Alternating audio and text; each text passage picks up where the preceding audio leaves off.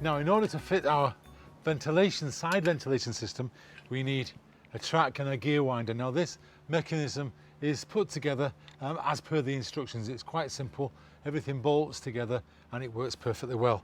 Before you fix this to this side piece here, we're going to actually locate the wheels inside the track, and then the whole thing is simply screwed with 3 screws to this side post. So the ends next to the doors are fitted with polythene rather than net. See the instructions for details. Nail a batten along the top edge of the outer face of the side rail. The nails should be 20 centimetres apart. Hammer the nails in on an angle, alternating as you go, one to top and one to the bottom. This gives added strength and prevents the batten from splitting. Carefully check this section is properly fitted, as it also has the polythene panels, polythene screen and net within it. Finally, remove the sharp corner on the side rails so as not to damage the polythene. Your net will ultimately fix to a base rail. Fitting the net to the base rail prior to fitting and tensioning the main polythene cover will cause the net to become baggy, so we suggest fitting the net to the base rail after the cover has been tensioned.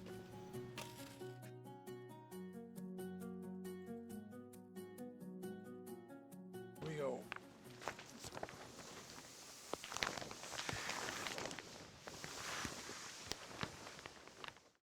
Right, so now it's the end of the day and this is the last job. We're sorting out the inner curtain for our ventilation system, and what we have, having reduced the height of this to tension our plastic, our polythene, we've now fitted this post back in position and it's all screwed in tight, and we have the lifting mechanism here. Now, in order to make this thing work, we have 3 identical tubes. They've got a swage at one end and they're plain at the other end, but on this particular one we've fitted a spigot, and the spigot is held in position by drilling a hole through and fastening this nut and bolt in position, so that is now good and tight. So this is going to go in there, and then we're going to join these together and let's see how we get on.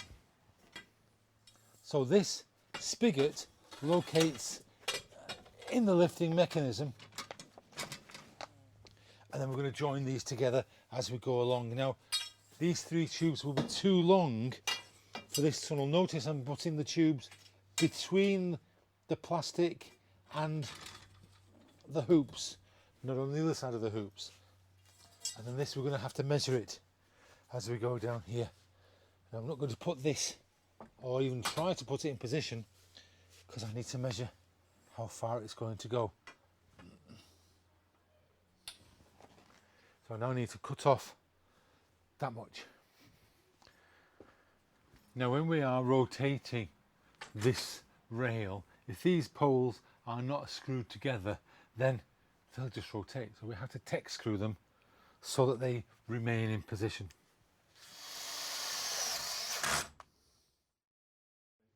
Okay, now the polythene here is too far over, so we need to trim it as straight as we possibly can. So we've got a nice straight edge so that it fits just inside, so that when that rolls up it won't get tangled. We'll cut this straight down to the bottom.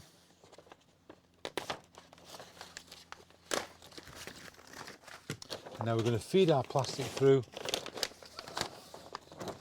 and we have to clip so that we've got this in position.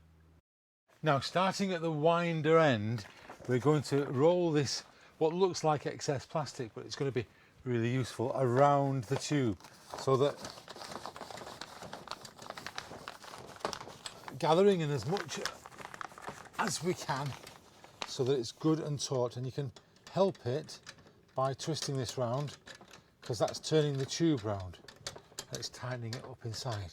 So, having got it in position, we secure it with a clip, and then we can move down and do the next bit.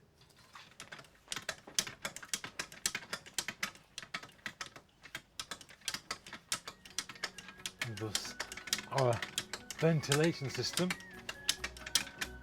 is working.